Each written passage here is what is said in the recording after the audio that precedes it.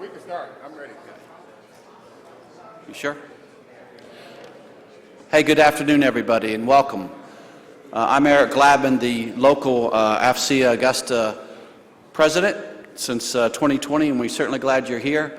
Glad to see you come out this afternoon. We have two back-to-back sessions here this afternoon. We'll start with a keynote presentation, which will be followed by a panel on achieving cyber synergy, delivering effective cyber capabilities for the multi-domain dominances. It is my pleasure to introduce Mr. Mixon, who provides intelligence technical expertise in assisting the PEO in creating and managing program concept within the IEW&S portfolio to ensure integration and interoperability within the U.S. Army intelligence and acquisition to support the full spectrum force. He's retired in 2016, Army officer, as an intelligence officer. And ladies and gentlemen, I'll let these folks come right on in. Please welcome Mr. Laurence Mixon.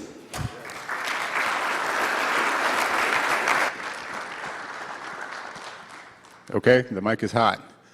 All right, I saw a lot of familiar faces walking the hallways the last day and a half, and people asked me, are you doing another keynote? And I don't know if that's a good sign or a bad sign, because I was here last year, and since that time, a lot has happened in my life. I hit the 35-year marriage mark successfully, and so I'm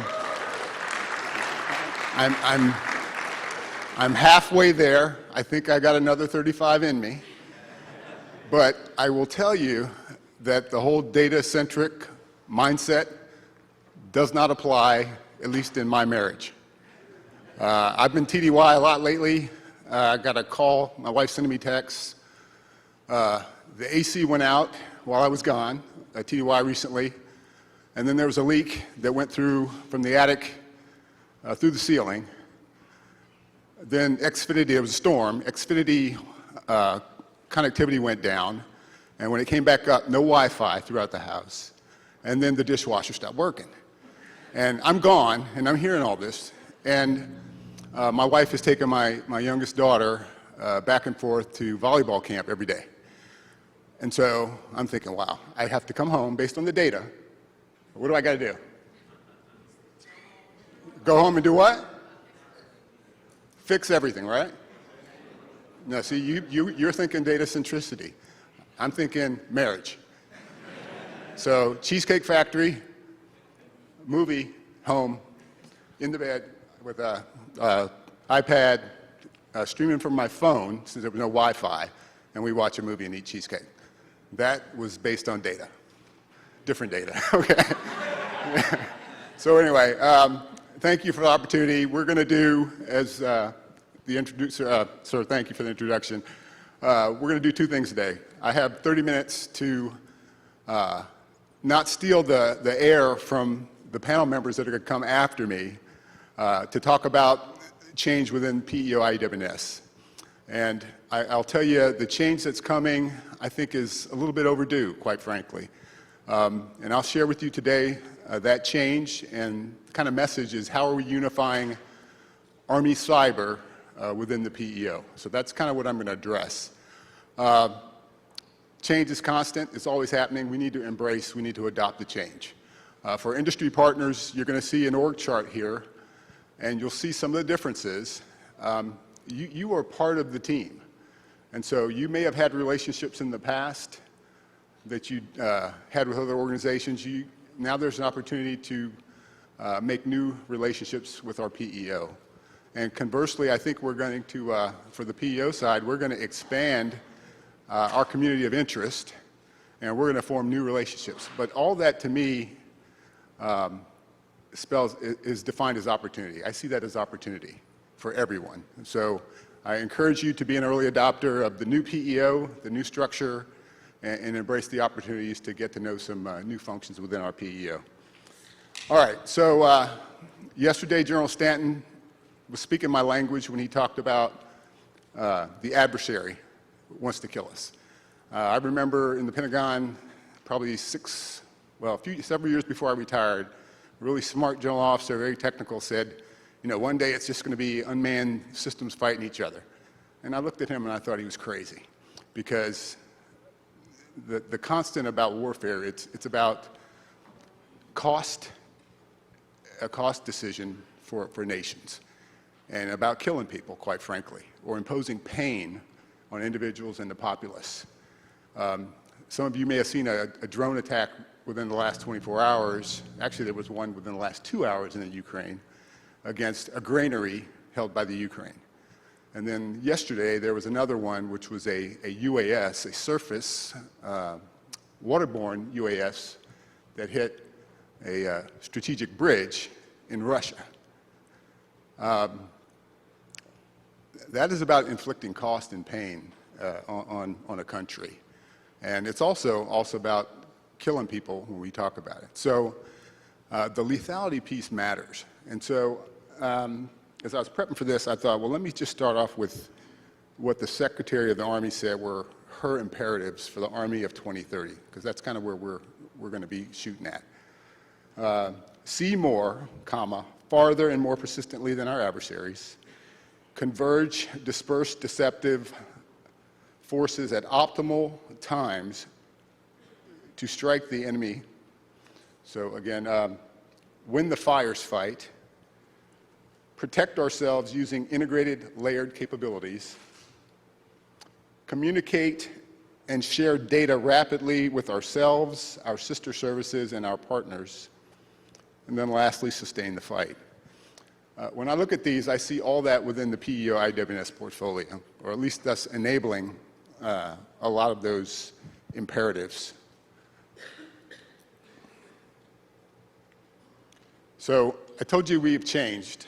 Last time I showed an org chart for our PEO, the differences are, I think they're highlighted in yellow. So you see electronic warfare and cyber. That PEO, or that PM has gotten smaller. We basically pulled out our information warfare section within that PM and used it as the base for establishing the PM Cyber and Space, led by Mr. Chris Green. And he'll be on the panel that follows, and he'll talk about the organization and kind of where they're focused. But EW&C, as the name says, they're focused on electronic warfare. They're also, honestly, they're really focused on the tactical forces and providing capability to them. And there's some natural synergy that exists between our EW community and our cyber community, offensive cyber, and we'll talk a little bit about that. On the top right, you see PM Defensive Cyber Ops, DCO. Okay, that is a significant sea change for us. Okay, this will be the first time that this PM has migrated over to this portfolio from EIS. And I know there are relationships with industry, and they've dealt with Mr. Gookert over there in EIS, but General Barker is ready and willing, and so are the staff, to engage and establish new relationships so we can all win. And then, as I said before, PM Cyber and Space is there. The PEO likes to say our portfolio is the sensing portfolio. You know, it's all about sensors. Well, it's about intel. It's about sensing. It's also about assured PNT, and biometric capabilities also in there. And then we've got TENCAP, Tactical Exploitation of National Capabilities. So if you peeled it back, you're going to see a lot of dependency on software, a lot of connectivity to the EMS. You're going to see analytics across the entire portfolio. So I think this is a good change and good marriage, because there's plenty of opportunity for collaborative work and sharing of best practices, both on the technical side and on the acquisition tradecraft side.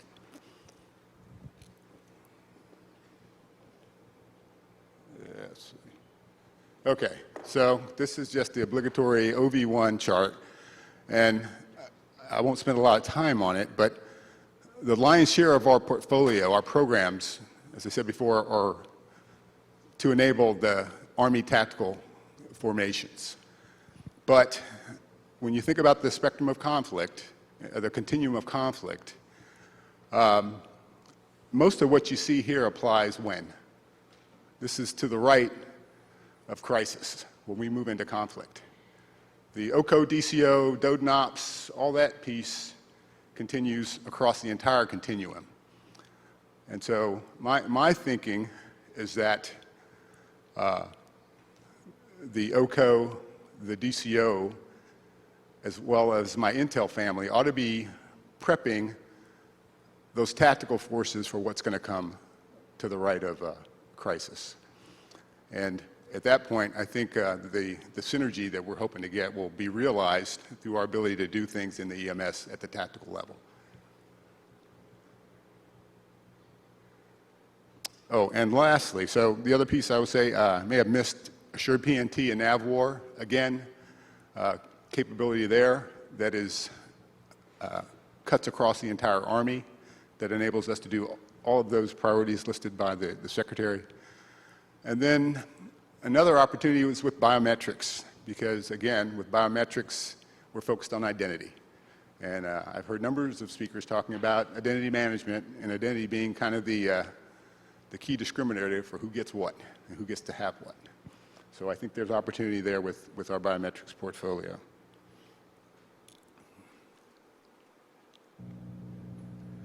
All right, so I was introduced as an intel guy. I did 30 years as an intel officer. Spent 5 years here hanging out with Signal folks as well.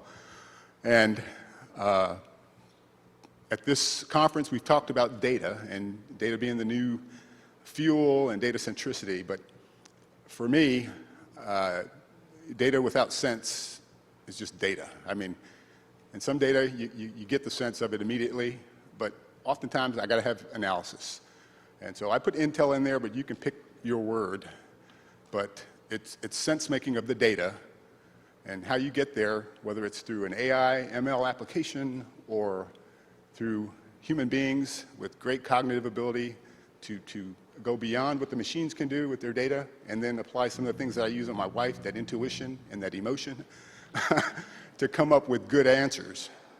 And I don't think that second part goes away. I mean, Napoleon used it. It's called coup d'oil. But we just got to use the tools to get to that point. But I throw that up there just to remind you. And, you know, school-wise, I'm a systems guy. I'm a systems engineer guy. And all of these problems to me are systems problems. And the Intel cycle is a way to get after it, where we figure out, you know, exactly what we need, what is our problem, what data do we need to collect. We get that.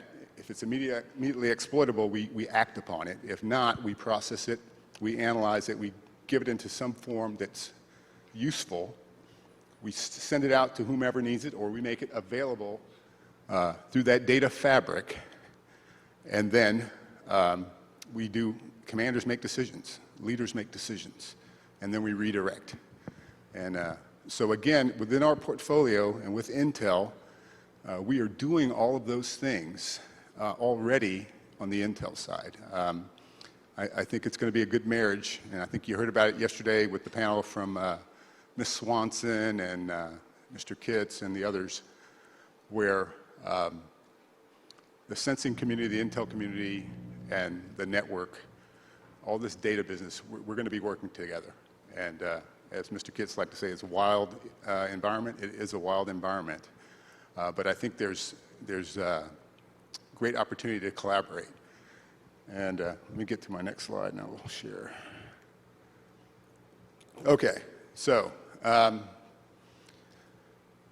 going to try not to steal the thunder of the panelists who are going to come up here, but they're going to represent Army Cyber, the offensive cyber, defensive cyber, as well as our EW efforts.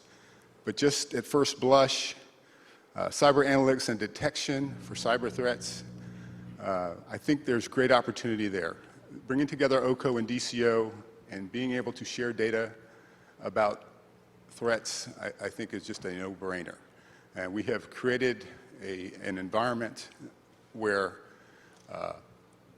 within our one PEO, we can share the efforts that we have. Gabriel Nimbus, again, a big data platform, allows us to see and make sense of data to support cyber operations. Again, cross-cutting can be leveraged, and we're using similar types of platforms for other applications outside of the cyber. So again, within our portfolio, I think there's opportunity for greater efficiency and sharing. You probably heard already during this conference from General Barker, Project Linchpin.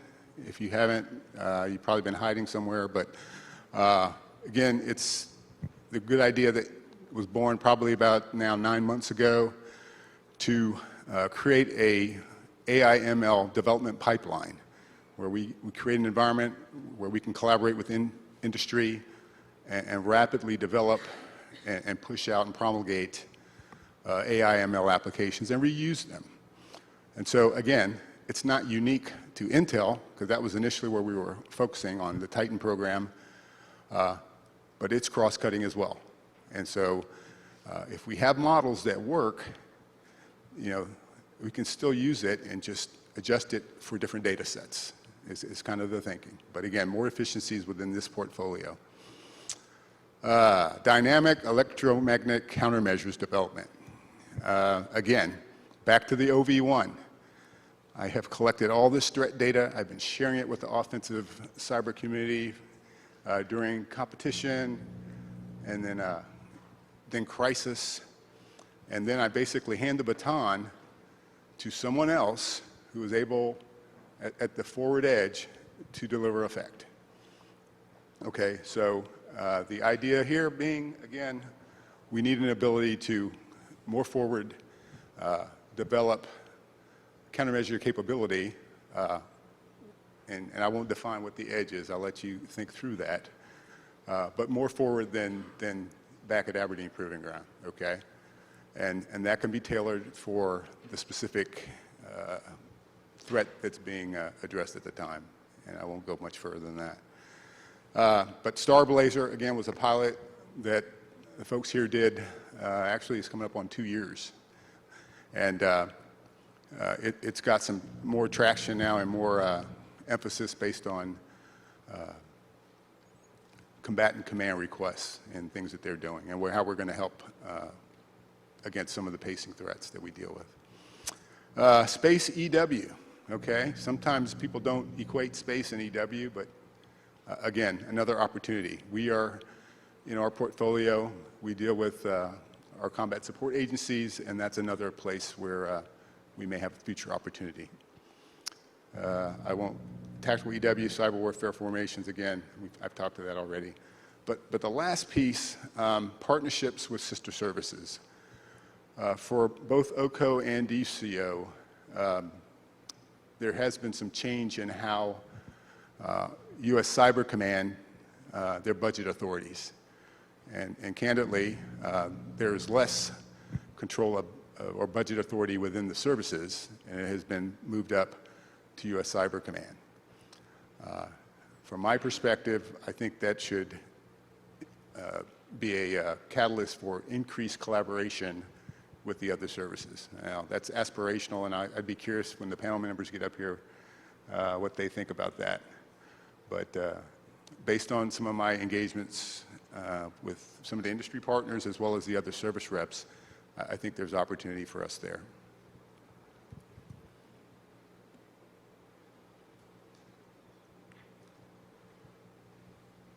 All right. I don't really want to have you look into this slide more than just to make a point. This offensive cyber operations platform is demonstrative of the Army adopting commercial best practices and processes to rapidly deliver capability. And so, and it's probably too hard to read, but the bottom line is we're going to continue to do that. And within our portfolio, you probably heard we have adopted we have a pretty good quiver of acquisition processes to get after software-centric capabilities, okay? And those in hybrid hardware and software. And we're also working on cloud-enabled capability, both the data and the applications for a lot of our portfolio. So I guess my comment to industry is to partner with us in that regard, and we're going to continue to do that.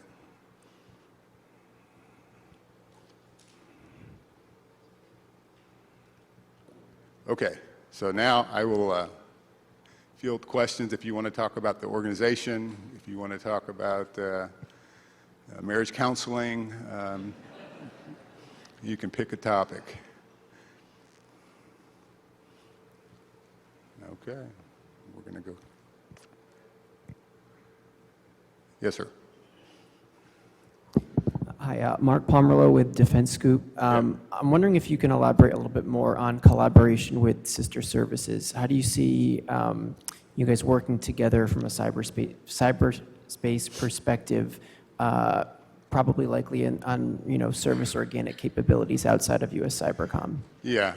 I mean, the service retained capabilities, and I'm not I won't say I'm a SME on what they have, but I mean, we are the OPR for the Joint Cyber, for JCAP, for the Cyber Access Platform.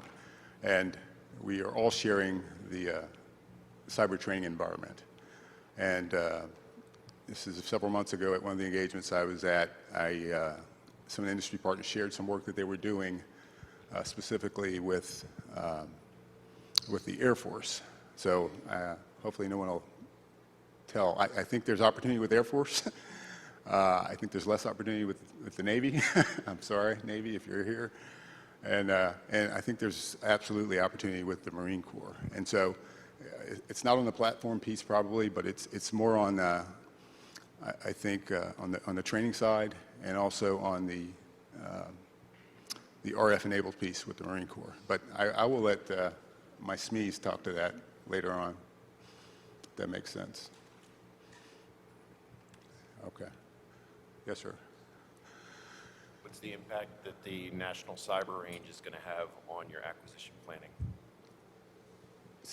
What is the impact? What's the impact that the National Cyber Range is going to have on your acquisition planning? I'm not tracking that that's going to impact us for our acquisition side. You want to hit that? We're getting ahead of ourselves. I'm not sure I caught the end of the question, but we've worked with the folks at National Cyber Range through PEO Strive for a number of years. It's been evolving clearly, and we're going to continue to look at times and places where it's the best opportunity for us to do testing and training. Yeah, I don't think we're changing. Yeah. Or you can just blast. Sorry about that. We've worked with PEO Strive over many years. National Cyber Range has had a lot of evolution, especially over the last few years. We understand that it's actually relocated to a certain extent. We're going to be meeting with them actually in the next couple months to see whether there's some new opportunities to use it. There's a wide variety of ranges and test environments and training environments for cyber. U.S. Cyber Command, I think, is trying to have a little more influence over what the best ones are for various uses. We're continuing to seek out and use whatever's best in every circumstance.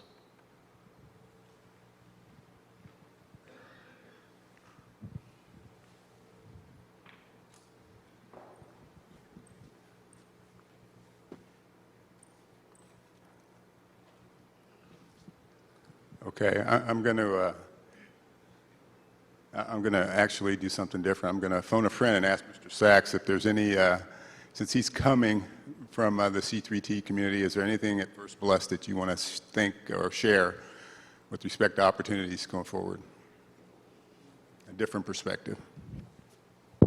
Good afternoon, everybody. I wasn't expecting to be put on the spot. I thought I had a viewing role, but I'm Nick Sachs. I'm the new deputy PEO for C3T. I think this is day 8 on the job, so I almost know how to spell IEW&S. But I'm really excited to be a part of the team, and I think there's going to be a lot of opportunity with the leadership changes, with Mr. Kitts coming from this community over to C3T, and with me coming from C3T to IEW&S. I think we'll have a better shared understanding of programmatically what's happening within each portfolio, so we can make sure we try to connect some of those dots that maybe are sitting unconnected right now. And as always, some of the messages I've tried to share with our industry partners the last 2 days have been, many of you work with both of us, so where you see opportunities that we aren't collaborating across PEOs, we don't always get the cross collaboration right, so we are open to feedback. If you think there's a better way, we can be collaborating on the Army side to help be more efficient or more effective. But I think there's on this side here, I think we're more of the,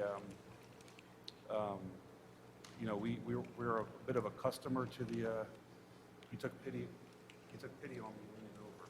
That's working. But anyway, we're more of a customer of some of what C3T provides, but I do think there's a lot of opportunity for the intelligence warfighting function to leverage what the network is doing in the network modernization, C2 Next, all those buzzword initiatives. There's a lot of good going on over there, and it's critically important. I think I've seen over the last 6 or 8 months or so that the IEW&S community has been brought in a lot more to those network discussions to make sure those equities are covered. So I'm very, very optimistic about it. Don't ask me too much about what all the acronyms stand for yet, but look forward to working with this community like we did over in the network.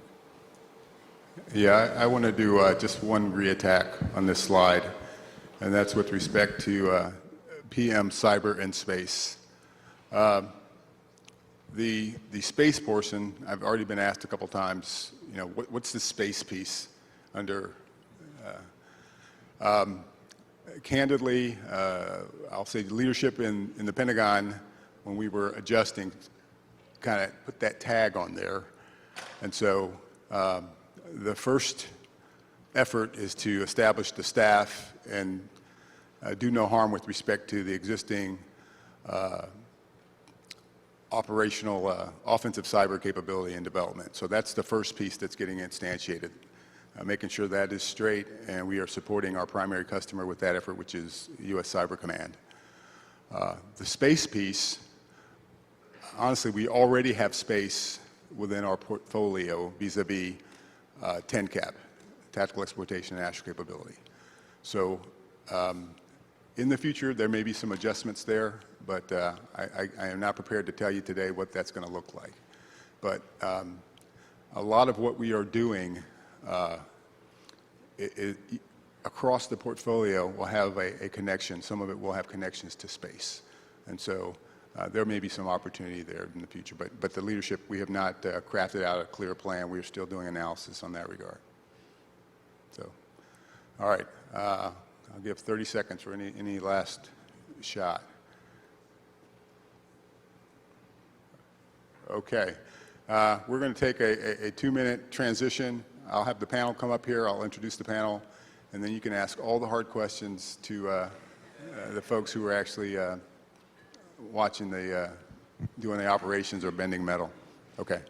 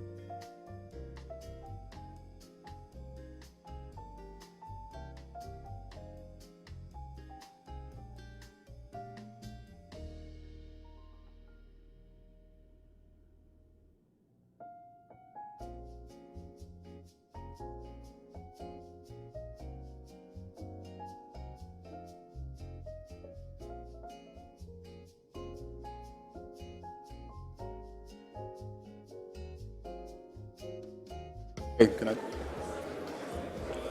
test? Okay.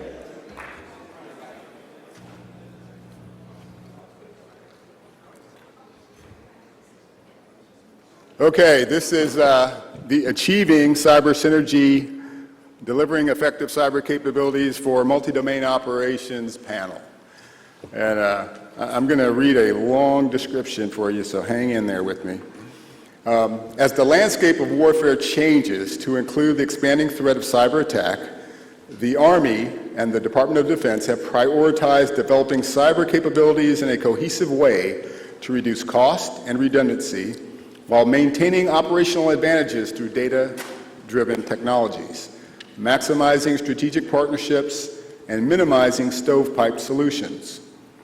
The Army is realigning its cyber acquisition portfolio to provide holistic and centralized management to support cyberspace operations to include offensive and defensive capabilities. This back-to-back session will open with, we've already had that. Our second session is comprised of senior experts from across the cyber requirements, acquisition, and requirements community who will discuss and explore the challenges that the Army faces in acquiring and fielding emerging technologies and data-centric capabilities to to dominate cyber electromagnetic activities. Okay, a mouthful. So I will introduce our panel today. I got to do some hand-picking of folks, and I'm really excited to hear what they have to say.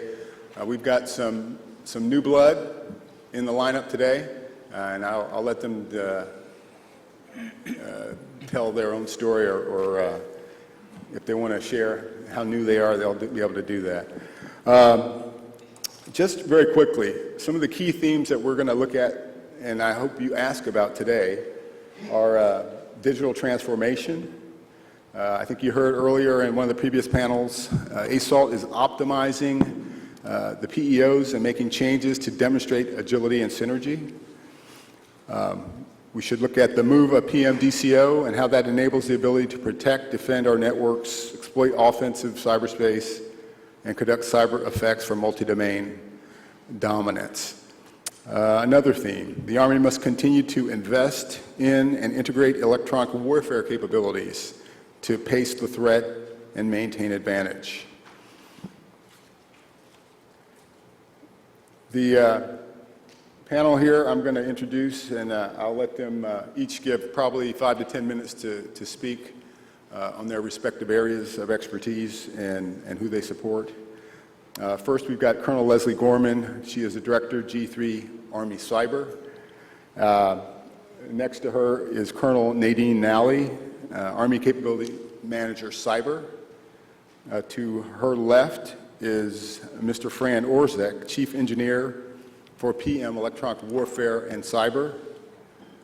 And next to him, this to me is kind of like a Clive Cussler, Tom Clancy novel guy, Lieutenant Colonel Dakota Steedsman. I love the name, but he is here from Project Manager, Cyber Analytics and Detection. And then lastly, Mr. Chris Green, who has just taken over as PM for Cyber and Space. And so, Colonel Gorman, you have the mic. Hey, good afternoon. What I would like to just maybe kick off to help with the panel is how at Army Cyber we address operational requirements. And maybe that'll kind of get some crosstalk going. So when we are looking at cyber requirements, obviously it's informed at the strategic level, right? So our policymakers, our leadership give the guidance. So our national security guidance, the digital transformation plan, Army cloud plan. Some of these directives are coming into light, and that really gets the wheels in motion. When we were looking at, from the Army Cyber's perspective, on how we can operationalize some of our requirements and getting after some of the cyber capabilities, are also informed from lessons learned in the field. They are also fed by our tradecraft, emerging technologies that we see out across the cyber domain. It's also a collaboration along with our capabilities managers, and it's also informed by technology assessments, and most of all, threat informed. The big piece with that is when we take this all together, we bring in the threat perspective, match it up with the risk assessment of our current capabilities, take a look at our critical assets to better understand what could happen in the event of a cyber attack against our critical infrastructure. This assessment, it can be, provides an assessment of the threat landscape. It can be either niche or, niche intelligence provided, or even industry provided information. This all goes into that threat picture when we are taking a look at what we need to bring online to improve our cyber posture. All this has to be conducted at speed, and that is a big critical piece, especially when we're going up against pacing adversaries in order to obtain an operational advantage in cyberspace. Within our cyber, we execute our mission capabilities via an operate, defend, attack, influence, and inform construct, or ODA. And along those lines, so you have operate, which is really operating our networks, so our defense, our Department of Defense Information Networks, Army specifically, and then some other additional organizational nets to include that may extend out to AMC and other partners. We also have a limited acquisition capability in-house through our Technical Warfare Center. We're able to deliver tangible capabilities for existing technologies, such as prototypes that are for existing technologies we have on hand to improve. So sometimes we'll have a soldier or civilian come out from off a mission and say, hey, you know what?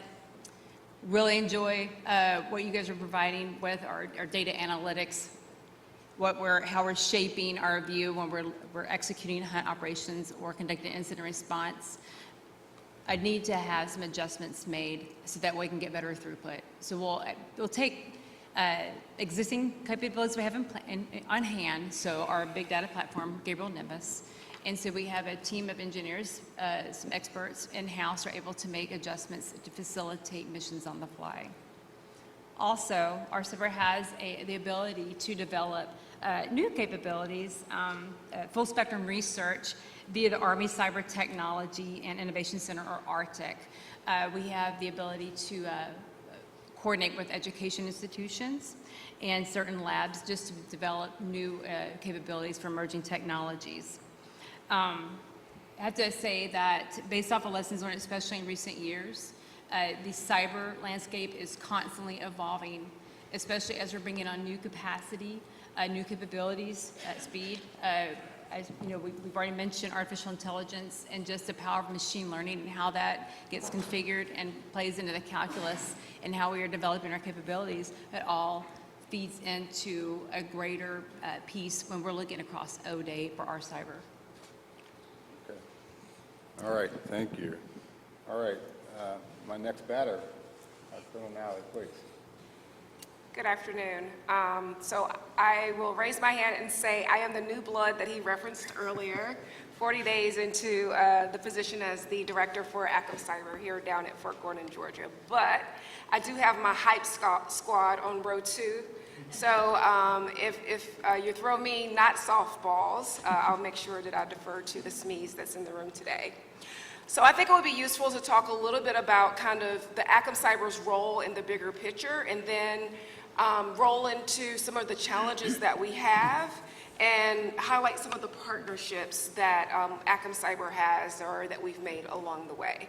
So for us, you know, we need to make sure that we are developing capabilities and the requirements for capabilities that are relevant to the future warfighter on the battlefield and in cyberspace. So to enable this vision, we recognize that we have to address the challenges of the Army of 2030 and those operational imperatives that Mr. Mixon mentioned earlier, those 6 imperatives that will be critical to our ability to succeed in warfighting at echelon. And when I say warfighting at echelon, you hear a lot about multi-domain operations, but it's warfighting and provide the right capability, whether it's providing a capability to one of the 3 theaters, all the way down to one of the 25 BCTs. So we expect every aspect of this to involve some type of element of cyber, whether it's tactical cyber, or however you intend to characterize it. So for us, we have to be able to scale capabilities in order to gain advantage in this space.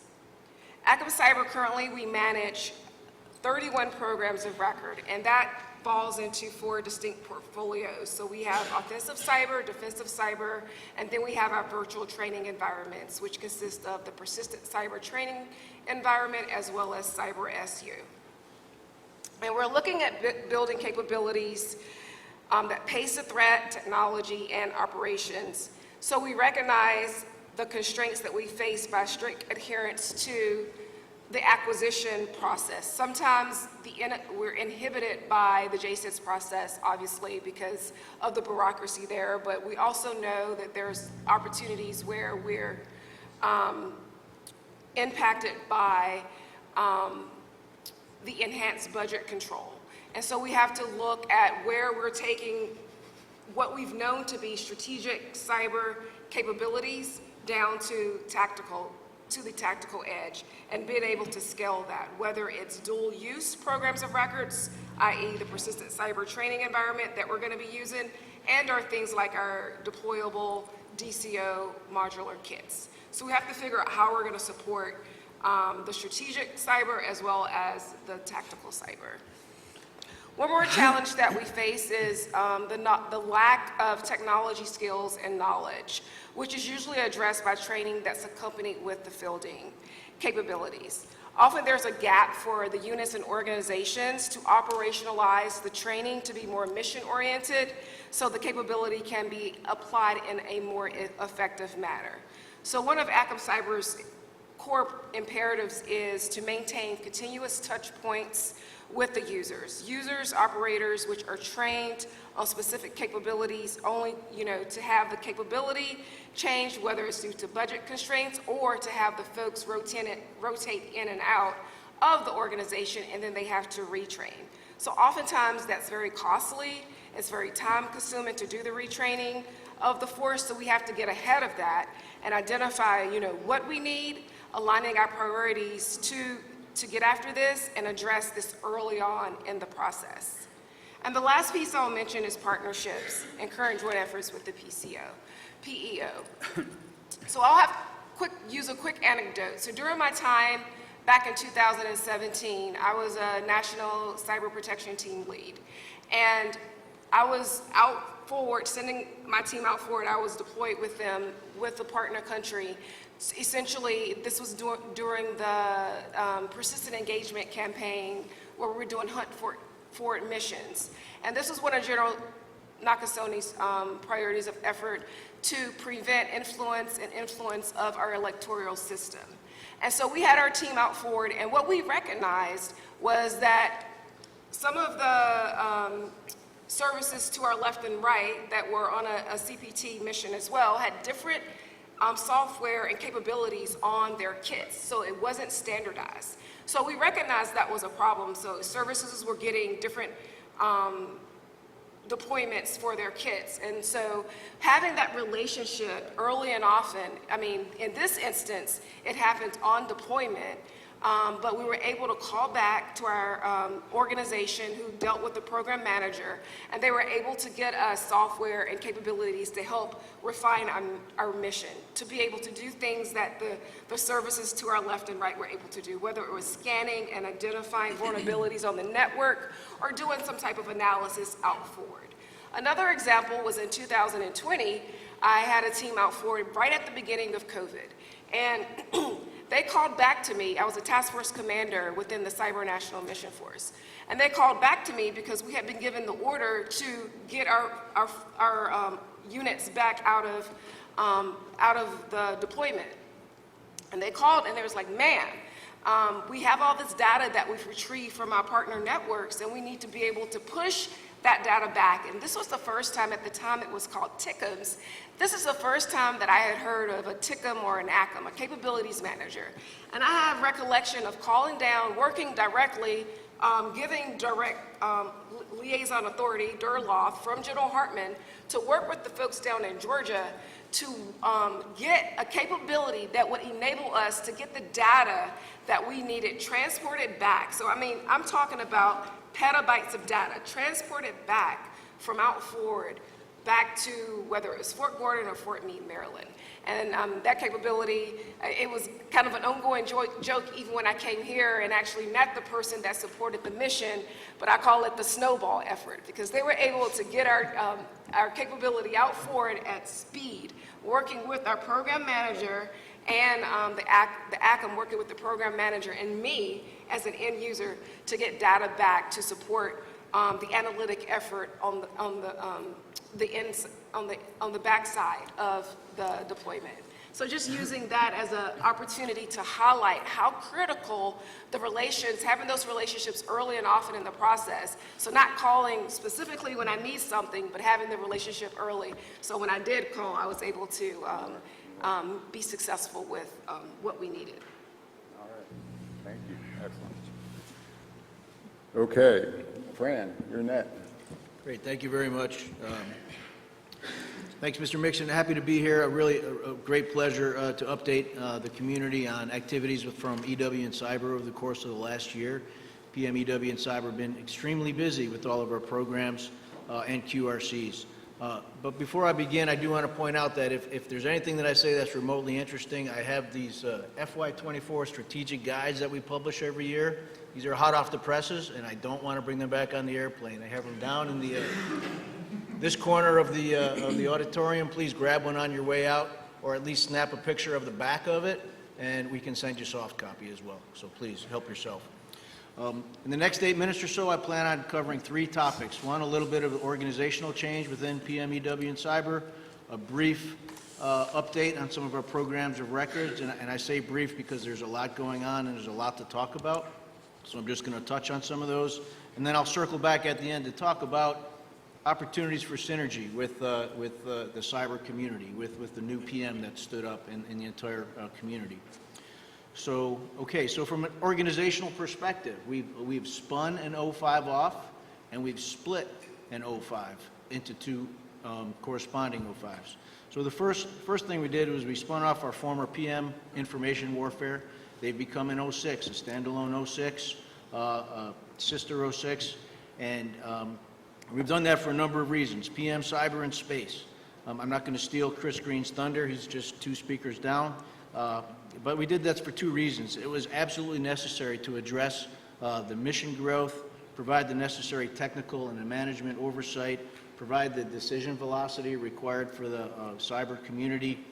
And what I want to say really is just congratulations to PM Cyber and Space for standing up at the 06 level. Thank you. Within EW and Cyber itself, we've split TSW, and this is a little bit confusing, the former terrestrial spectrum warfare. We've split that into 2 separate 05 offices. There is another TSW called Tactical Spectrum Warfare, and there is an SSW, Strategic Spectrum Warfare.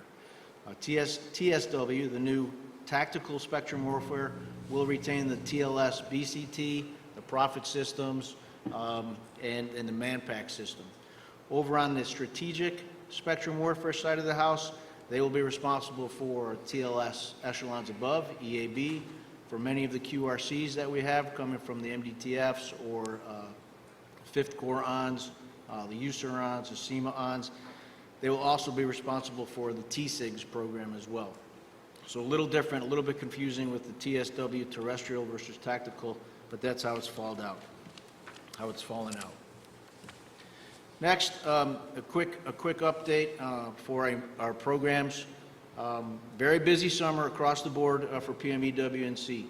One common theme that I want to point out is the soldier touch points that we've been engaging with all of our programs of record. They're integrated into our schedule so that we make sure that we address the concerns and comments and suggestions from the user community.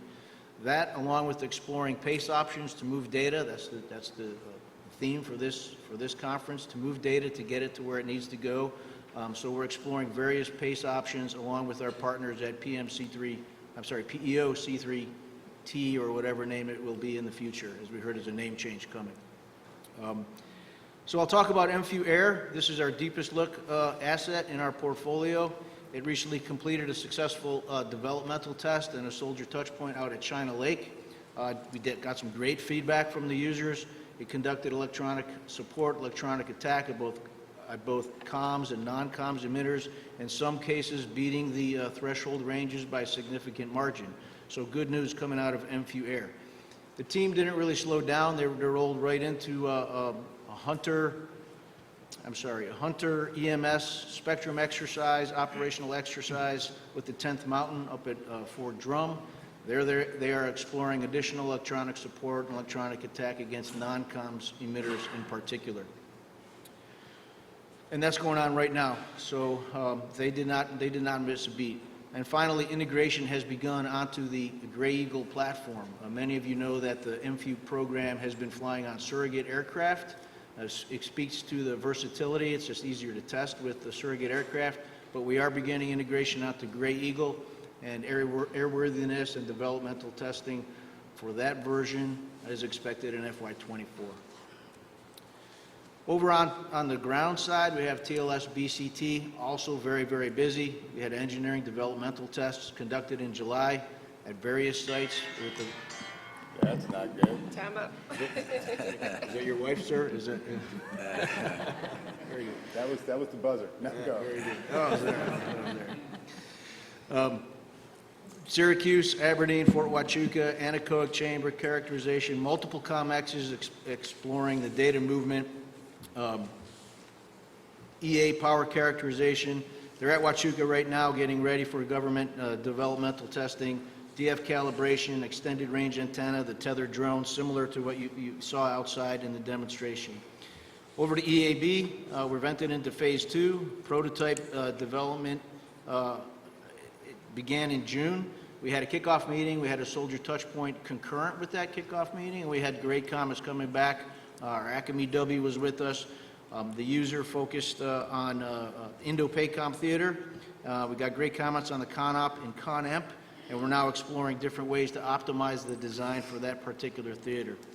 The next soldier touch point is in September, and that'll focus on user interface and user experience itself. But that program is really just getting started. Quickly on Manpack, we've completed the selection process after a white paper technical evaluation and demonstrations at Aberdeen. We hope to get that on contract in mid-September, at which point that will go back to Fort Huachuca for additional developmental testing, soldier touch points, and exploring options to move the data. EWPMT is under an active source selection, so we can't say too much about that right now, but we look forward to completing that, getting that on contract in early calendar of 24. So that'll be great to have a modern software development and software support environment. Emerging programs that are coming, you've seen some of them on the OVs, S2AS, Spectrum Situational Awareness, MEMS, Modular Electromagnetic System. Those are really going to be important for the future, but they're not here yet. And even a little further out and not under the full control of PMEW and cyber are things like launched effects, air launched effects, ground launched effects, to be able to send not only sensing downrange, but effecting downrange. And that's a good way, I believe it was described yesterday, of disaggregating some of that capability. So goodness coming across the board for the future. And finally, I want to just talk about synergy, because that's the concept of this panel right here, cyber synergy. Yes, we spun off PMIW. Yes, they are cyber and space now, their own standalone project management office. But we very much want and need to stay closely connected with them. And we do that for a number of reasons. We want to advance. We want to be the RF-enabled cyber provider for the techniques that cyber and space can provide. Cyber operations always require access, and sometimes the access is over the air, and we believe that we can help support that role in a tactical scenario. Our systems are on the ground 24/7, they're in the air, they provide close-in access. Selfishly, we want to learn and leverage from some of the successes that they've had already in the cyber world, leveraging things that they have accomplished, like the RCDN and the Arsenal, as we move towards different Arsenal capabilities or Star Blazer capabilities for the EW side of the house. And then finally, CMOS, the C5ISR modular open suite of standards, continues to be an opportunity for synergy between the cyber and EW capability. So I'll conclude that even though we've spun off a cyber element, we still need to remain close, and the opportunities for synergy are only growing. So thank you, sir. Okay, Fran, thank you. All right, Colonel Steedman, Colonel Steedman, you're next. Sorry. We don't have much time, so Fran took back air, but go. So good afternoon, and sir, I don't know if I've ever been compared with Tom Clancy or I think in the that name realm, is just, it communicates Tom Clancy to me. I think you're a secret hero or something. Well, yeah, now we're in our final full day of TechNet, so I'm hoping everybody hasn't hit their limit of advance on their own personal data ingest for the day. But I say all that to highlight that you can teach infantrymen new vocabulary that does not involve cuss words. Although I have learned some new cuss words being in cyberland, and one of those I would consider would be RMF. But we can talk about that later. So, as Mr. Mixon said, Lieutenant Colonel Dakota Steedsman, I'm the product manager for cyber analytics and detection, one of two 05 product managers underneath of now Mr. Robert Zappa as the PM for PM Defensive Cyber Operations. The other 05, I think he's in here somewhere. He's probably hiding. He said he was going to hide and then ask me tough questions, but that's Lieutenant Colonel Brad's son.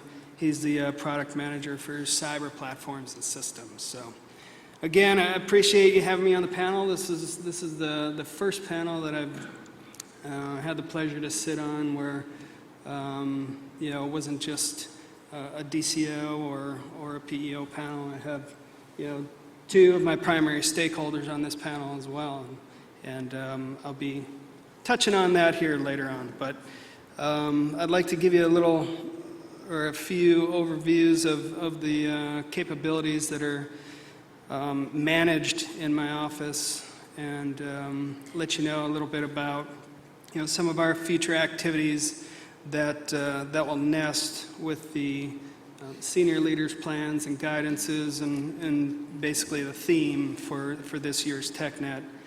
I'm in my third and final year as a product manager, so the changes to program schedules, budgets, contracts, strategies, and definitely how we accredit systems to operate on the networks have been very quick, very constant as in my tenure here. But we continue to adjust to the current operating environment and the needs, at least for my portfolio, of my primary stakeholder, and that's the cyber defenders.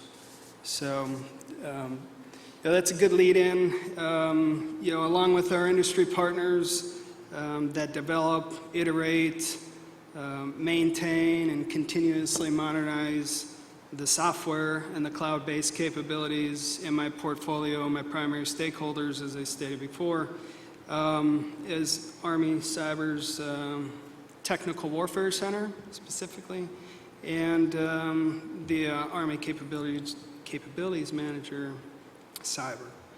TWC acts as our user representative, but they also have, they provide the tool champions. There are capability sponsors if you're looking at the agile language from software acquisition pathway, and the product owner. On the other side, they also have limited acquisition authority, which they have green suitor developers that pilot capabilities, and those capabilities are then passed on over to the PM for further refinement and development and deployment to the force. And then ACM Cyber, they coordinate user activities and codify those requirements definition packages underneath the IT box construct, which gives us that agility. I know that's been kind of the buzzword been thrown around here, but the agility to move left and right, both within the explicit and the implied requirements that we get through the requirements definition packages.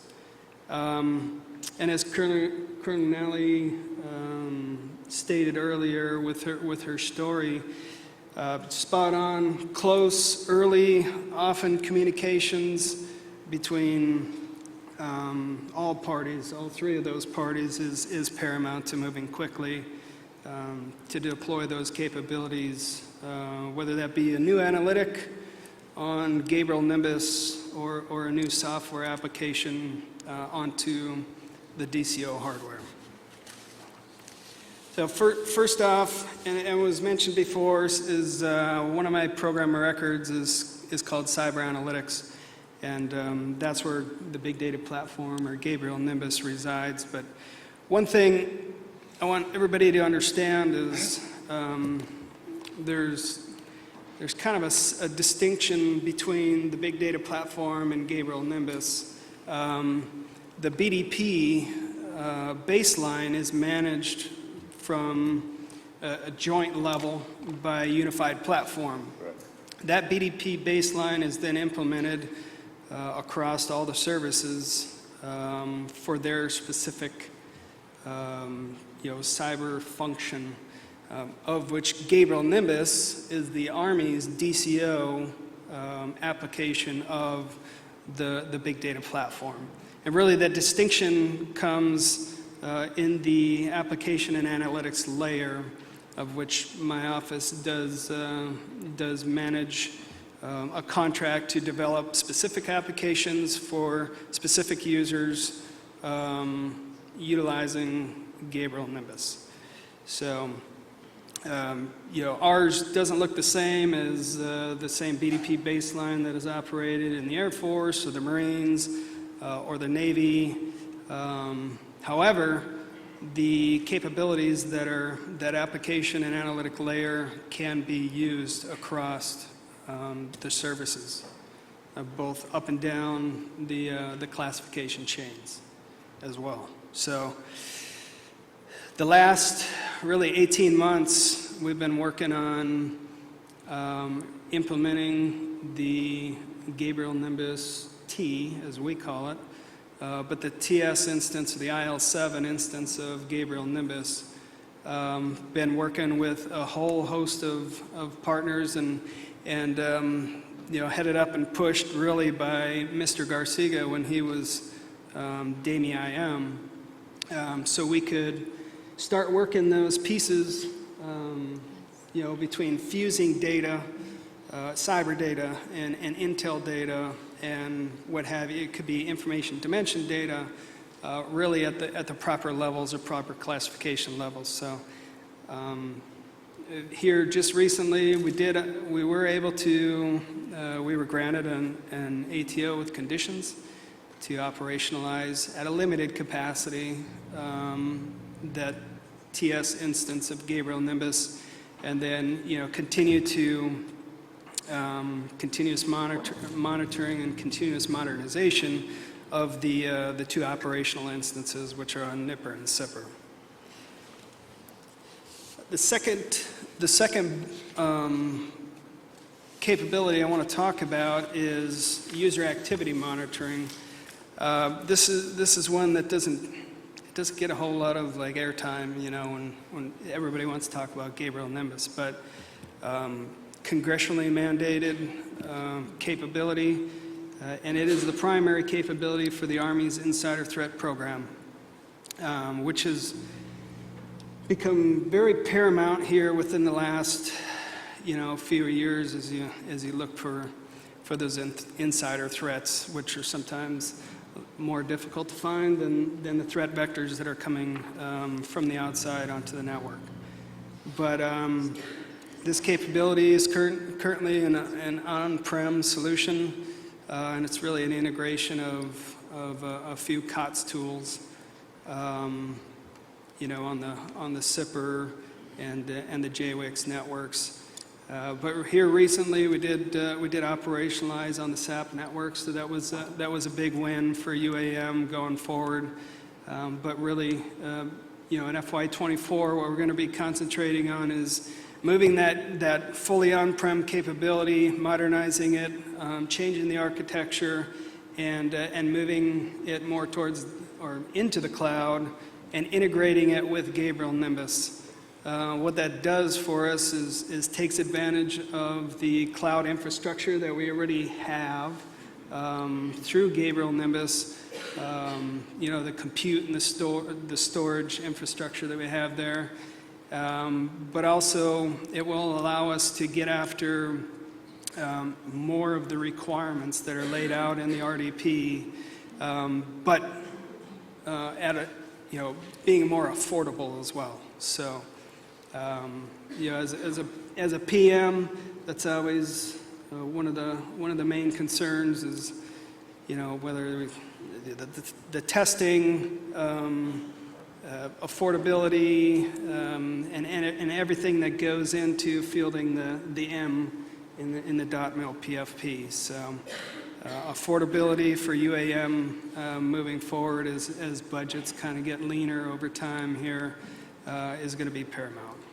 And along with that is building the analytics or the applications for UAM and being able to integrate, advanced AI, ML type capabilities into those applications, to use that data that's already in there for enrichment and help the analysts, predict new insider threat vectors that may be coming out. So, just All right, wanted to. I'm gonna ask you to halt for a minute. We'll go to questions, but I want to give. I took too long. No, we ran out. We're running over time. I want to be respectful of folks' time. Please go. All right. So, Mr. Sachs, our DPEO, he's the new guy, 8 days. I'm the old timer, 16 days, 7 hours, and 53 minutes. So, I don't know how insightful this is going to be for you, but I'm going to have fun.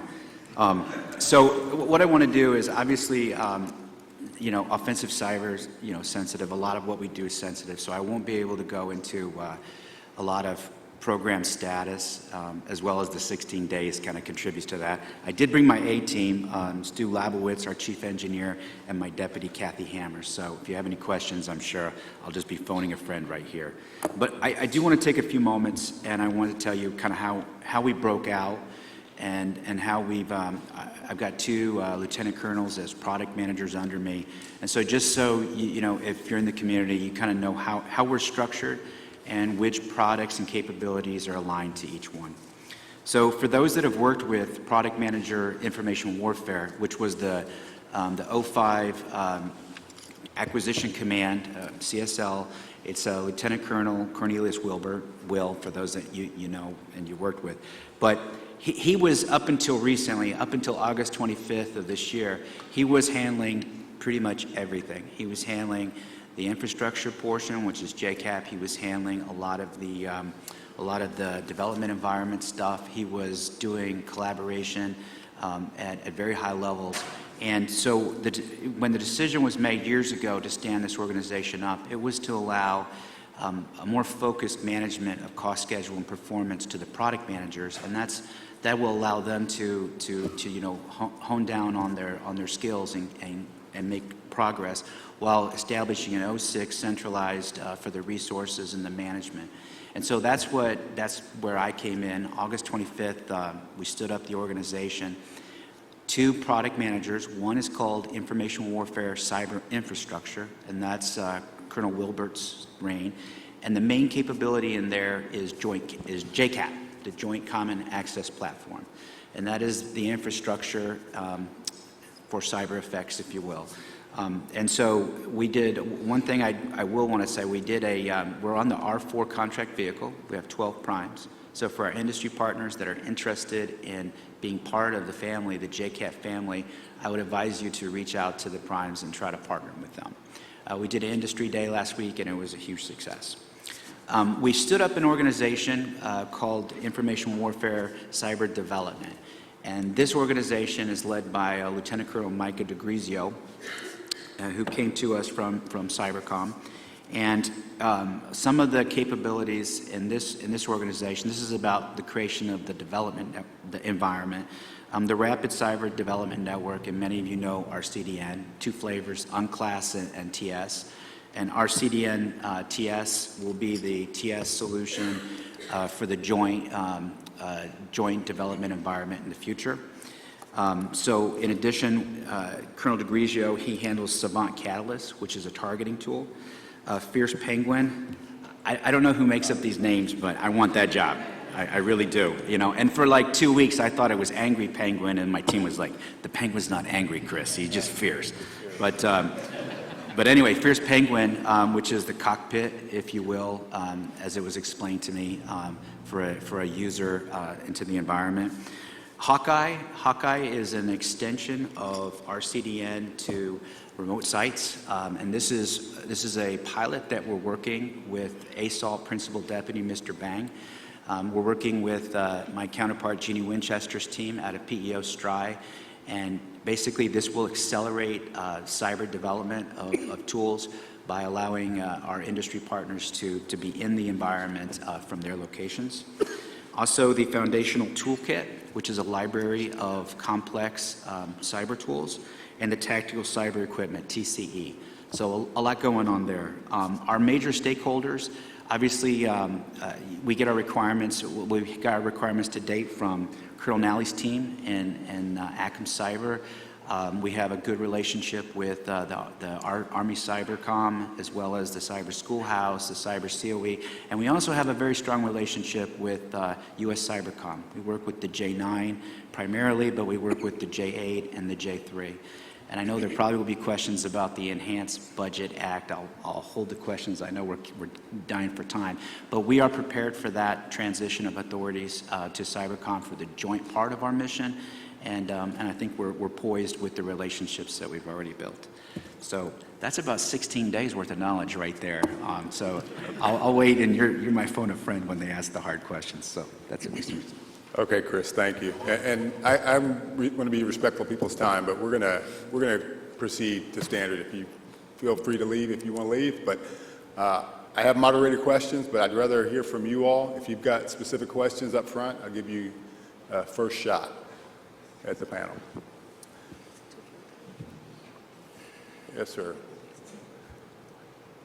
Yes, yesterday, I believe it was General Morrison mentioned data liquidity, and basically many of our systems are both consumers and producers of data, or many of your systems are, TLS, Titan, CyberSU, and so they're both consumers and producers of data, and those data requirements cross multiple PORs.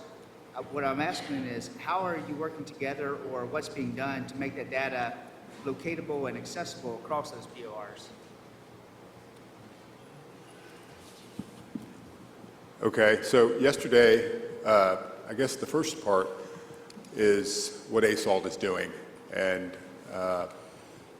you may have heard, if you didn't, Ms. Swanson within ASALT is working with Mr. Bang to basically create standards for this data mesh that they're developing. And so they're providing kind of the framework and rule sets for data with which the PEOs will fall in line with. And so I think that's partially an answer. I'll defer to anyone else who wants to add. I can touch on that a little bit, sir. So with our cyber, we're really charging hard towards transitioning to a data-centric force. And part of that, as to your point, is there is a significant amount of data that we are dealing with. The military is just a microcosm of the greater environment, right? There's streams of data, and part of that is being able to leverage hundreds of data feeds at the right time, at the right place, for the right person in order to facilitate command decisions, right? And so some of the efforts we're doing in-house, there's been an effort called data rationalization, which was essentially a study to where we were able to take a look at the data we have on hand through disparate data feeds that are coming in through Army Cyber. Colonel Seedsman touched on some of that as well. To ask questions of the users, right? Of, hey, what information do you have on hand? Where is this data coming from? What do you use it for? Asking this type of questions and then understanding where the data is coming from also helps us better understand how to establish governance, to establish a proper schema in which the data can actually be implemented into our data platforms for decision making. It's also understanding how we can, how we can take on the next actions for implementing, the conditions for artificial intelligence, and to improve our analytics, especially on the defensive cyberspace end of the spectrum. I definitely see the data rationalization effort that we executed as a foundational stepping stone for implementing the machine learning aspects as we're driving forward, because there is that speed. There is always that speed in which we're going to have to be able to turn on a decision, and being able to bring all the data together into that's formatted and munched, and it's able to be utilized going forward is going to be a critical part as far as we trundle towards data centricity as a force.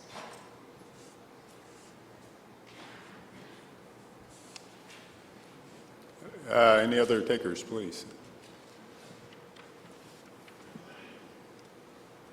Sir, John Hosey from 5th Corps, so I appreciate the shout out for the EW. My concern though is that with the new FM30 that came out in October 2022, that the synergy or point for MDO is at the core. So I'm wondering where the application that's going to synergize all of these efforts to allow the core SEMA shop and or the ASCC at that level to see the integrated picture across OCO, DECO, and EW at the appropriate classification. Thank you. I'll start with the ACM if she wants to hit that. No? They don't want to talk that? That doesn't sound like a requirement thing? I think I can take a little bit of crack at that. Right. I didn't hear the full question. Got infantry ear. It's been blown up too many times, but I think I got the point. So one of the things that we're working towards, especially on the cyber side or DCO specific, is that concept of enterprise to edge, and the data is moving up and down, or data moving up and down, and how we do that. One thing I heard yesterday and kind of realized that, hey, that's exactly what we're doing is, I think it was Miss Swanson when she was talking about fully cloud does not work down at the tactical, in the tactical realm. And so with Gabriel Nimbus, how we're tackling that problem is in order to get the same, not the same, but reduced, but same type of capabilities on the analytics and application side from that they would have at the enterprise level is the development of two software applications that run the same baseline, the BDP baseline, basically on-prem, whether that would be at the operational level or the tactical level. Now, right now, that's DCO tactical level, which we deem the at the CPT or the MDTF level. However, that could be used, or those technologies can be used, core and below as LEAP Tactical, which is lower echelon analytic platform, which is the software application of the BDP baseline, can be run single node or bare metal on a laptop. So that allows those tactical users to pull down the data that they have the resources to either store or the bandwidth to do that, and again, going to Colonel Nally's story is push that data, once either a network is restored or they get the right bandwidth to push it up. So hopefully that answered your question if I heard it all correctly. That partially answered, right? So I'm talking about the synergy of seeing the full picture across the EW, OCO, and DECO at the appropriate classification levels. I mean, I'm tracking Gabriel Nimbus and the analytic platform down at the edge, but there's some folks, at the core level when I'm conducting planning for potential future operations, right, I'm going to need to understand the complete picture. Yeah, let's follow up on that, because I think there's some future requirements work with respect to enabling core. Can you hear me? Can you hear me now? Now you can. Thank you. Sorry about that. Hey, so let me take it from the visualization spot. So we originally had this program called CyberSU that was going to do some of those functions for us in there. And what we've realized over the last couple of years is that we had other programs that were better suited for doing some of the functions of visualizing the cyber terrain and the cyber networks across the red side and the blue side on there. And so we've peeled back what we were doing with CyberSU, and we're taking a different approach with it now. And so what we're going to see is you're going to see that UNO is going to be delivering a lot of our blue space functions for us. You're going to see that EWPMT next is going to be providing some of that red aspect from the electromagnetic spectrum. And what's coming down the road is this thing called information dimension information system, ICD. Inside and buried in that is going to be one of the requirements for an analyze and assess. So what we're going to be doing with those requirements is we're going to be taking that red and blue feed and putting it together and coupling it with some of the information from Intel systems. And that will allow us to be able to analyze the so what and what all of it means for leaders to be able to make key decisions on key cyber terrain in the future.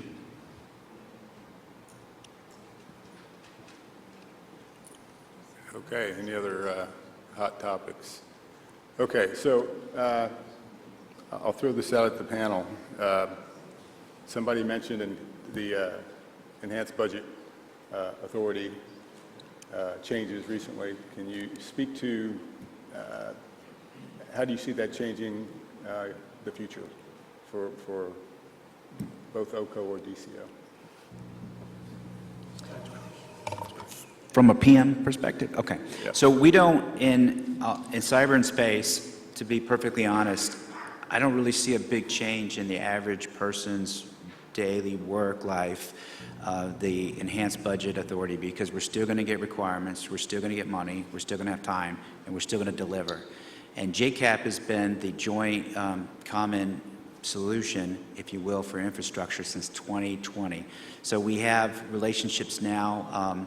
The SES at J9 came from PDM IW, so he has a lot of knowledge about our operations. And we have those connections already in place.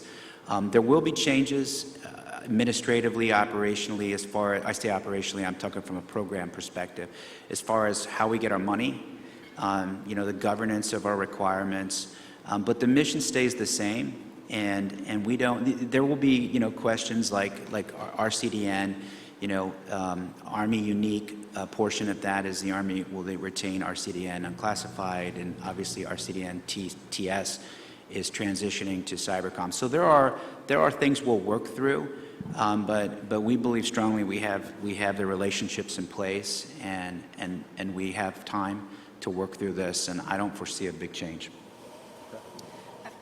From an Army perspective, I think it's allowing us to be more intentional with funding allocations, right? So as I mentioned a little bit earlier in regards to, the work that's being done to take a hard look at those joint cyber programs to be more deliberate with service retained cyber programs and how we look at that. So the impacts is going to allow us to focus our respective capabilities and resources on the Army's mission. And so, how do we get after the Army of 2030, which is, war fighting at echelon, doing multi-domain operations. And I think it's going to force us to increase collaboration across all services. But the bottom line is it's going to force the Army to be deliberate and intentional with the way we allocate our money across the board. All right, I'm going to probably double tap Colonel Nally. There was mention of the persistent cyber training environment. I'm curious to know, are there any projected new developments with that regard? And then also, is there a future opportunity for partners to use that capability? So the evolution of the question was in regards to the persistent cyber training environment. Lots of changes that will be fully realized in FY24. And the second question I'll answer first, because you asked about is there a plan for mission partners? And obviously with the program and some of the IP there, we don't really disclose our mission partners in that environment, but we do hope to integrate mission partners in future training opportunities. So originally, PCTE, again, being an end user for PCTE back in the inception back in 2017, it was one of those opportunities. You sent your team out, you jumped up on, you went up to the FENX, you jumped on the range, you did your exercise, you jumped off, and they wiped it clean. Truly evolutionary, as PCTE has gone from individual training to end-to-end training with individual and collective training to a full range of cyber forces. So whether it's folks that's working at the Cyber National Mission Force, all the way down to the Joint Force Headquarters. We are working to fully realize opportunities in the schoolhouse. So providing training in the Advanced Operators course and bringing that opportunity early and often to emulate a realistic training environment for our cyber forces. And it's going to be driven by training objectives and user-defined specifics. So enabling units and commanders to build out their respective scenarios and conduct a full range, full spectrum, combined and joint, going back to the opportunity to provide training to mission partners. Training, they're going to be able to provide exercising, mission rehearsals, leading all the way up to what that operational environment should really look like when they hit and get on the objective. So the intent there is for it to be repeatable and accessible, so having it on demand, and that's what we should be able to fully realize in FY24.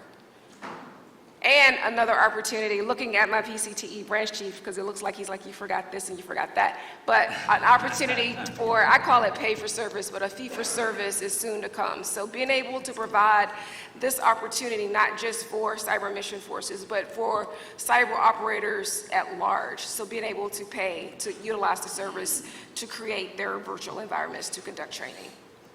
Is that it? Okay. This one's for either Colonel Gorman or Colonel Steedsman. You mentioned the Arctic, which is a stone's throw from here. Can you elaborate a little more on kind of how it's being leveraged and opportunities for industry potentially going forward? Do you want to touch on that one? No? No? So right now, there's a lot of efforts really to focus on how we can get better at threat detection and to set the conditions, as I mentioned before, we were to discuss the data rationalization, set the conditions for implementing things like machine learning and advanced analytics to help us to detect or identify and detect adversaries on the network. That's one of the big pieces they're working on, and a lot of that is tied back to the analytics that Colonel Steedsman touched on. It's being able to better tie in with our capabilities, whether that be the DDSM that Colonel Nally mentioned as well. That's our tried and true DCO fighting platform.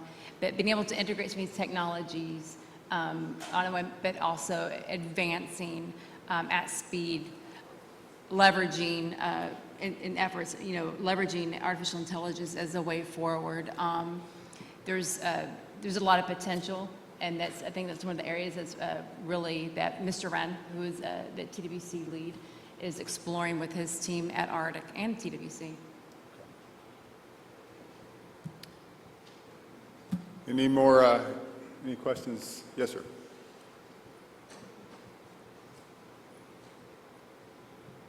I had a question if there's any plan to open up PCTE to non-NATO nations to train on. I think it's restricted only to U.S. partners. Is that true?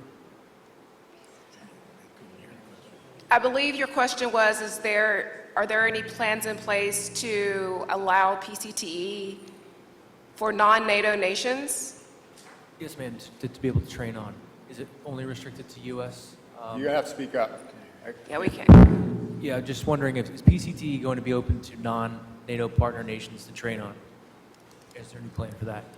I'm going to get my hype squad, my branch chief for PCTE, to speak up on this.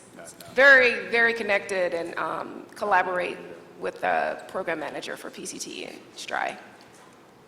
Yeah, so there is, lots of efforts at the cybercom level as gathering the needs for the different COCOMs across their different partner sets that they have, and that funding, that funnel for those other nations to participate within the platform does funnel through cybercom, and if it is a sponsored event, then they handle at their level. Okay, Fran, a couple of industry engagements since I've been here. We've been talking about IRAD. So for your portfolio for EW and RF-enabled capability, where would you like to see industry invest their dollars? That's a fantastic question. I'm glad you asked. It's covered on page 41, if anybody, needs for industry focus. So there's many opportunities, IRAD, and people come in all the time asking us where to spend IRAD, and Mr. Kitts and I believe Karen Saunders, emphasized that you're right. That is our duty, right, to try to focus industry on what we need. And so SEMA techniques, right, offensive, of course defensive, SIGINT techniques. How do we pull signals out of low SNR? We have photon microservices architecture. We have CMOS hardware. We're able to insert these techniques rapidly now into our future programs of record. So let's get busy and build some of those techniques so that we can keep pace with the military signals. We've done a lot in the past with the commercial signals, but near-peer military signals, we need to probably do a little catching up on. So techniques would be great. Anything that helps us with size, weight, and power, smaller antennas, more efficient amplifiers. We are on Army tactical vehicles. We're on Army UASs. We need to manage our power, our heat, our air conditioning, our cooling. So anything we can do to reduce size, weight, and power. Reduce visual signature. We talked a little bit about signature in the EMS spectrum. We'd love to be able to have antennas which are multi-function and help us reduce our visual signature as well. Going down the list that's in the book here, there's all. Please pick up the book so I don't have to carry it home again. But yeah, does that cover what you're looking for, sir? I think so. I don't know if I want to pin Star Blazer on you or not, but Star Blazer, you said? yes. Oh, yeah. So Star Blazer, as you said, started off a few years ago, hit a little downturn, but it's being re-energized, and so the techniques approach towards building an arsenal for the EW side of the house. I mentioned it a little bit in my talk, right? What can we leverage from the RCDN, and what can we leverage from the cyber world to improve our acquisition approach towards an EW arsenal? So when that kicks off, when we get that stabilized, we'll be seeking input from industry for the techniques, and that would be a perfect place to fit into the techniques I mentioned. Would be a perfect place to fit into perhaps the future effort there. Okay. This is my own question we talked about opportunities. Everybody in this room who's doing something technical in the EMS or related area is competing for talent. So across the table, please feel free to respond on your best practices for training and retaining talent that you need. Nothing presents an opportunity for talent management like a crisis. Whenever there is an event that occurs, that is whenever you're ready and willing. Those that have the aptitude and the attitude, which counts for so much, you can accomplish some incredible feats, especially in the technical realm. From a leader perspective, I actually had one officer now, was an E6 a few years ago, came up to me and thanked me for writing a letter of recommendation a few years back and gave him the opportunity to go to warrant officer basic school. So I say from a leader perspective, it's time, giving them your time, knowing your people, I think is critically important when you talk talent management, because what he said to me, he is doing exactly what he wants to do in the Army, and he's the happiest he's been in his entire career because we, one, listened to him and gave him that opportunity to do something that he wanted to do, and the trajectory for his career was fully realized. Time. I think one of the good initiatives we have at Aberdeen is the Young Crows, where we try to get folks as young as possible coming out of the STEM community in our local colleges and our local high schools, and then we provide continued technical training. We offer the Army, the government in general is great on additional training, technical training, master's degrees in the labs. You can get your PhD, your doctorate. Leadership training, fantastic, whether it's the cohort at APG or the CES advanced courses for civilians. And then, of course, operational training. Engineers sometimes have trouble making that leap to what it's like in the field. So putting them out with exercises and field tests, that's the way to get young folks motivated and interested in what we're doing. Okay, yes, sir. This question's about the insider threat tool. So how do you hit that sweet spot where the tool doesn't, if it misses insider threat, people lose trust in it. If it's over aggressive and people get their accounts shut down, you lose trust in it. In its use, how do you hit that sweet spot? Right, so it's a fine balance, right? So at its base, the tool builds user behavioral baselines and then really looks for that anomalous activity. So, if I'm a user and my normal day-to-day activities would say, hey, I need to print out these pieces off of SIPR or JWIX for a report, and that's part of my normal behavioral baseline. It will gloss over that, but for somebody else that doesn't normally do those types of things, that's where it'll kind of hone in on those activities. So like I said, without going too deep, we get classification issues if we do that, but at its base level, that's what it seeks to do.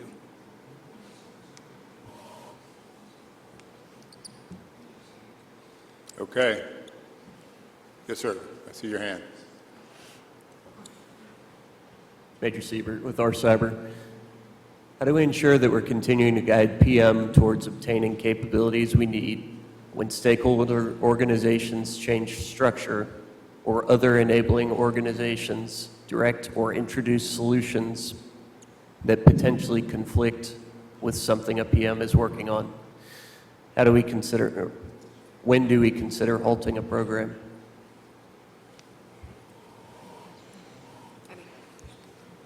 Chris, that might have been a little bit for me, maybe some for Colonel Gorman, but as far as you going back to what I said before, it's those direct communications between all the primary stakeholders is imperative, and since I came on and up until now, we've done a pretty good job of keeping, those three parties involved through our DCO quarterlies and those types of pieces.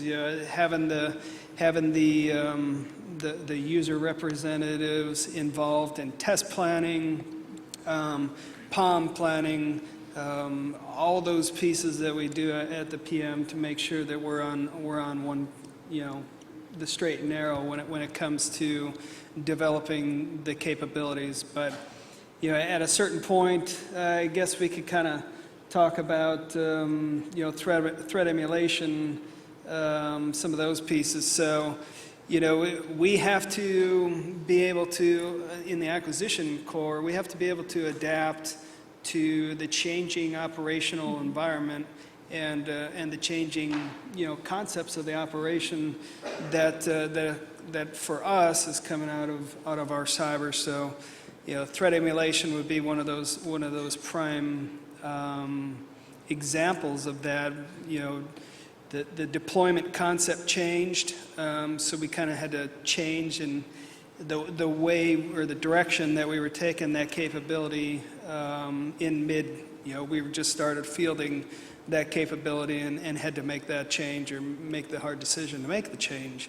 Unfortunately, I didn't talk about threat emulation here because, like I said, I mentioned budgets are getting leaner, priorities changed, and that program, while the requirement remains valid, has been kind of put on a pause until we priorities change here in the future. But in essence, I hope that got after what you were asking, Chris.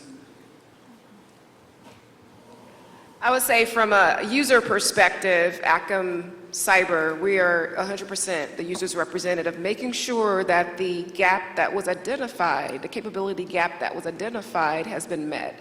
So from end to end, we are there to represent the user. And again, going back to those continuous touch points to say, did you get what the intended use of that capability was? So in instances potentially where they did not receive exactly what they intended, and if it was under-articulated, the requirement wasn't written exactly right, there's an opportunity there to go back and adjust the requirement, and we can do that because of the flexibility in the process with doing a capability drop to tweak as necessary those requirements along the way. Over. Can I touch real quick on that? For me, it's simple. It's just about trust, and you have to be open with each other, the user community and the PM community. And it's if a PM gets closed-minded, closes their eyes, and says, "This is what I have to deliver," you can deliver something the Army doesn't need. But when the user community, I'm not going to say chases good ideas, but when they change their mind often, then you might spin and not deliver anything ever. So it's just about saying, yeah, you know, in the PM, I have no emotion where the Army wants to go. I go wherever the Army wants me to go. But I make sure that those decisions are informed. And I say, I want you to know this is the sunk cost in what we've done to date. And if we turn right, this part of what we've done might be lost, and this part of what we've done might be applied. And so as long as those decisions are informed and there's trust in both directions, the Army can make those good decisions. You can take as much inertia as you can forward and deliver capability. I will second that, agree with everything you said, but I want to foot stomp what Colonel Steedsman said. It's about communication, right? We can grade ourselves on cost, schedule, and performance. Those are the easy policy kinds of questions, but it's about communication and dialogue with the user reps. So that's the bottom line for me. Yeah, I don't think on the acquisition side we should be surprised that, because we should be on a learning journey together, especially for us when we're doing more agile acquisition efforts where we do more prototyping up front. So whether we're doing an MTA or an OTA, if we have that close connection with the user community, there really shouldn't be any surprises, and we should be men and women of courage who have the personal courage to tell leadership that we're going to change direction based on what we have learned. And again, it costs money to learn, but it's better than delivering something that isn't going to be helpful.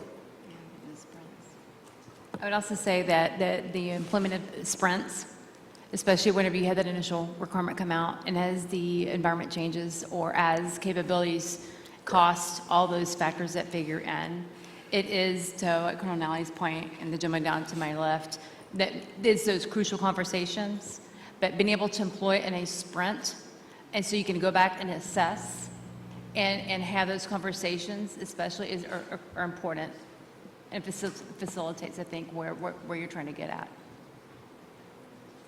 Okay, I am sensing it's almost time to wrap up, so I'm going to give each panel member just 1 minute to close out, say anything that left unsaid, or you can just pass, and then we'll conclude. I thank you for the opportunity, sir. I really appreciate this, especially as from the operations side, a chance to sit down with the folks that are responsible for, having the discussions about our requirements, so we can be a more agile and capable force. It's been an opportunity. Thank you. Thank you. I agree with what Leslie said here. It's certainly a great value to sit next to the folks that we work with behind a computer or phones every single day and see them face to face and collaborate and have those discussions. But I think the point of, this week is kind of hear what's the priorities of effort for the Army at large. And as we work to get after the Army of 2030, recognizing from a Army perspective, a cyber perspective, the things that we're going to have to do to go from joint strategic to tactical, getting to the tactical edge with our capabilities, I think is imperative that we continue this conversation so we can understand what those priorities are. Over. Yeah, I would just thank thank everybody for their attention, their questions. I get asked all the time about the EW ecosystem and what is that. Well, as I look out, it's as everyone here is the EW cyber ecosystem. We've got requirements, we've got vendors, we've got government folks, we've got testers, and it's the ecosystem that needs to work together and over-communicate, continue to over-communicate, and make sure we're all synchronized. The .NET PF needs to remain synchronized. So thank you all for your efforts in the ecosystem. Yeah, just thank everybody for coming to the panel, but also for making TechNet what it is, putting the capabilities on display on the floor in the hallway there. Really shows us what industry has to offer. As we work, at least on the PM side or the material side, what we can do differently when we're implementing capability to better get after the requirements. So again, just appreciate everybody being here. Thanks. Yeah, I just want to echo, I want to say thank you for all your time. And I think, as I've come up through my career, I've seen teamwork differently. And initially I thought, teamwork was requirements, resourcing, and acquisition working together. And then I realized it's the services working together, and then it's the government working together. But now I really see it as it's so much more than that. It's industry, it's American industry and academia and the government working together. And I know very much on offensive cyber, we will not be successful if we don't have that working. So thank you very much for all your efforts. Okay, panel, again, I appreciate your time and your energy and your talent and what you're doing. For our industry partners, again, this is all a family business. It includes you all. I encourage you to, if you're not getting satisfied, if there's information you need from at least PEO, IEW&S, there are a whole lot of ways to get into, and one of them, I'm a gatekeeper. Please contact me directly, and we'll get you in the door. Because we do want to have, we do want to over-communicate within legal reason, obviously, and but make us all successful, because this is our nation's business. So anyway, thank you for your time and attention, and God bless you.